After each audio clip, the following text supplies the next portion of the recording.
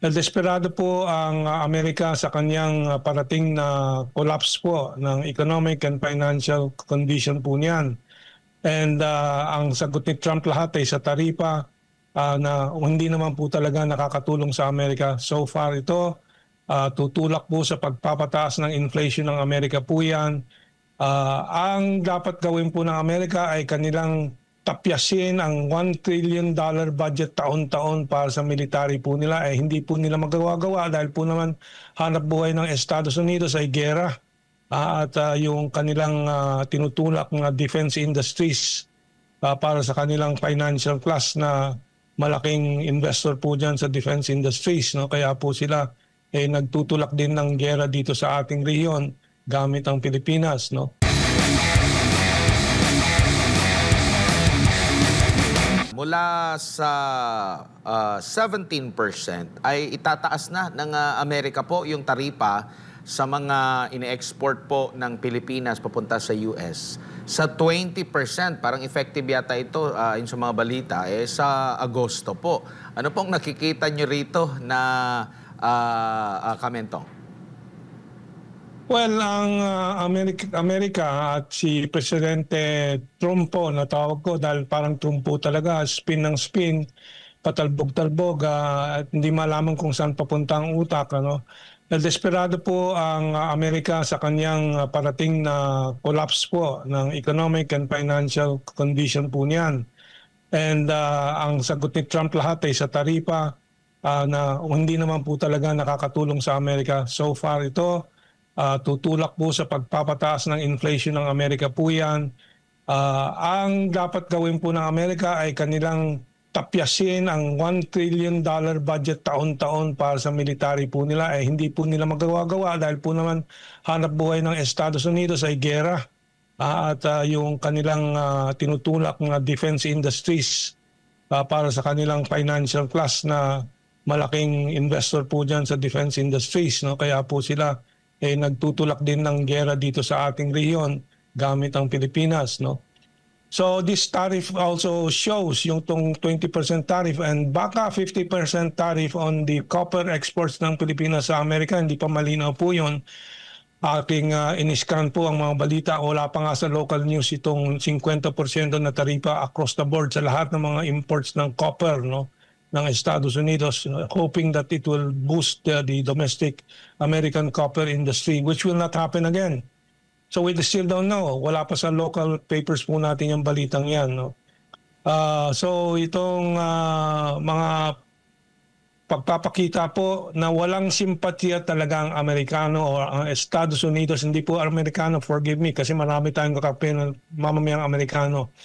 Pero ang gobyerno ng Amerika, wala po talagang simpatya. Sila tinatawag nila, alay daw ang Pilipinas, kaibigan daw, pero tulad ng sabi ni Kissinger, masaklap po maging kaibigan ng Amerika. Kasi nagagamit at nasasakripisyo, unang sinasakripisyo ang mga allies po ng Amerika pag may krisis ang Amerika, pag may kailangan ng Amerikano. So yan ang situation natin. That is what we should learn from this. No? Dapat kung tayo ay nagbibigay nga ng mga base militar sa kanila, ibang treatment sa atin, but it seems wala pong ganyang nakikita tayo. Paulit-ulit ko din inuulat sa taong bayan na 5 taon na po hinihingi ng Pilipinas ang free trade agreement with America. Wala pong binibigay ang American Free Trade Agreement at sinabi po ni Catherine Tai, dating Trade Secretary, hindi mangyayari yan dahil ang Amerika po ay protectionist ngayon. Mabuti pa po ang China, may RCEP Free Trade Agreement tayo, may ongoing free trade talks kahit po inaaway ng gobyerno ni Bongbong Marcos. But yan naman po ang ating nilalayo sa Pilipinas under Bongbong Marcos. So maraming kontradiksyon itong Amerika sa Pilipinas at ang Pilipinas mismo sa sariling interest ng Pilipinas under Bongbong Marcos. No? Opo, at ano naman ang nakikita nyo? Meron na bang, ramdam mo ba yung ginagawang hakbang ng Marcos administration? Kasi nung 17% pa lang, yung ipapataw nga na taripa mula sa mga produkto ng Pilipinas pa US, parang naghahanap na yata sila ng schedule, no, para makakuha, magkaroon ng negosasyon Pero wala pang update tayo ukol doon. At ngayon nga, naging 20%. Di ko lang alam kung nagkaroon na ba ng negosasyon. Hindi maganda ang takbo ng negosasyon kasi imbis na bumaba, tumaas pa ang Kamentong. Yes. Wala pong negosasyon sa Amerika sa kasalukuyan under President Trump po. Kasi wala pong tinuturing na kapantay sila. Ang negotiation ay nangyayari lang sa mga nagtuturing na pantay sila sa usapan. So ang attitude po ni President Trump po ng Estados Unidos ay sila ang amo, sila ang boss, sila ang masusunod. Kaya wala pong tenga sila para at pasensya para makinig po sa mga ibang bansa na kanilang tinuturing na mga subjects nila. Lalo-lalo ng Pilipinas, lalo-lalo na ang lahat ng mga nagpapaalay or nagpapatuta sa kanila. Ang turing nila po ay mga utusan lang po. Pati Japan. Mabuti ang Japan na nagpapakita na po ng gulugod, ng spine at tumututol na doon sa insistence ni President Trump po na 100% open i-open ang rice import market ng Japan. Tinututulan po na nagmamatigas na ang Japan at pinapaalala kay President Trump po na ang Japan po ang pinakamalaking holder, investor ng US Treasury bills at kung yan po ay i-dispatch po ng Japan ay babagsak lalo ang 10% na bumagsak na US dollar value, lalong babagsak po yan. So yan naman po ang hindi natin nakikita dito sa Pilipinas na magpakita po ng bargaining power naman. Wala po talaga. At yung na-appoint na negotiator dyan sa trade dispute na yan or tariff war with US, si Frederick Go, yan ay malaking negosyante din po yan. Hindi po niya naintindihan ang operation ng gobyerno at ng economy. Interest din lang ng oligarchy po ang kanyang nasa isip. So I do not see any leverage na makipag-negotiate ang Pilipinas. Magiging utusan lang po sa lahat ng mga utos ni President Trump po ng Amerika. Opo, at sa hiwalay pa na pahayag ng Presidente ng Amerika, 10% naman ang ipapataw na taripa sa mga inaangkat nila ng US mula sa mga bansang miyembro ng BRICS, particular na itong Brazil, Russia, India, China, South Africa. Di ko na maintindihan kung ano na talaga yung... Kasi yung iba dito, halimbawa yung China, napakataas ng taripa ng una, tapos ngayon, 10%. Batay sa ulat, sabi nga niya dito, and I quote, if they are a member of BRICS, they're going to have to pay 10% tariff just for that, Kamentong. Yeah, nagsimula po yung banta ni Trump tungkol sa BRICS member countries sa 100%. Kung maalala po niyo, I think ito sometime in March na nagsalita po siya, 100% taripa ang ipapataw sa mga bansa na nagmemembro at nakikisa sa BRICS countries.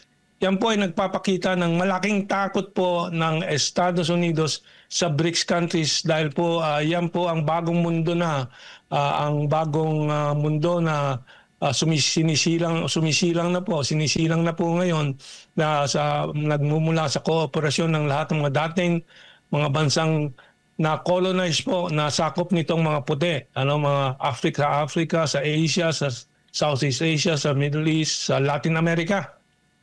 Kaya siyang laking takot po nila ay nagdudulot ng malaking kayabangan naman galing kay Trump na magbabanta. Dati 100%, ngayon binabato ko 10%. Hindi pa rin po niya magagawa yan.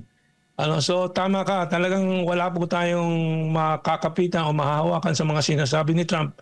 Maghintay po tayo ng ilang linggong lilipas at titingnan po natin kung anong totoong magiging aksyon ng Amerika tungkol sa mga yan. Opo, may mga kapitbahay naman tayo dito sa